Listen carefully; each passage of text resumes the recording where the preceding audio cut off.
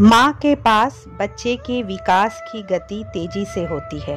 उसका कारण है माँ का ध्यान।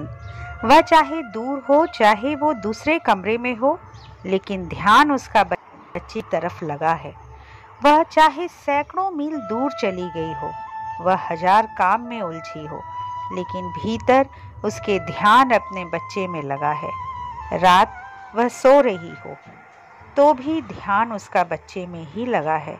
आकाश में बादल गरजते रहें तो भी उसकी नींद नहीं टूटती, लेकिन बच्चा जरा सा कुनमुना दे और उसकी नींद टूट जाती है।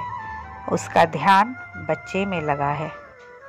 वैज्ञानिक कहते हैं कि बच्चे की बढ़ोतरी में माँ का दूध जितना जरूरी है, उससे भी ज्यादा जरूरी उसका ध्यान है। इसलिए अनाथ आश्रम में भी बच्चे बड़े होते हैं, दूध उनको भी अच्छा मिल सकता है। इसमें कोई अड़चन वाली बात नहीं है।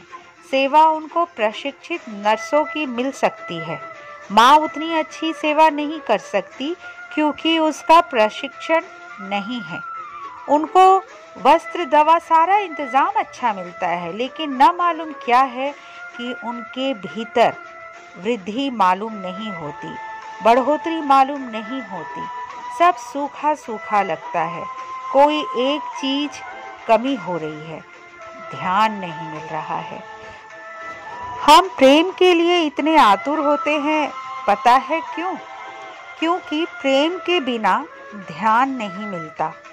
प्रेम की तलाश वस्तुतः ध्यान की तलाश है।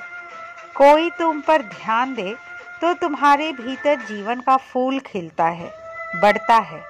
कोई ध्यान न दे तो कुम्भला जाता है।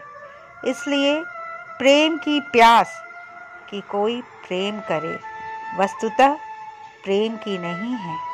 कोई ध्यान दे, कोई तुम्हारी तरफ देखे, कोई तुम्हारी तरफ देखकर प्रसन्न हो, आनंदित हो, तो तुम बढ़ते हो।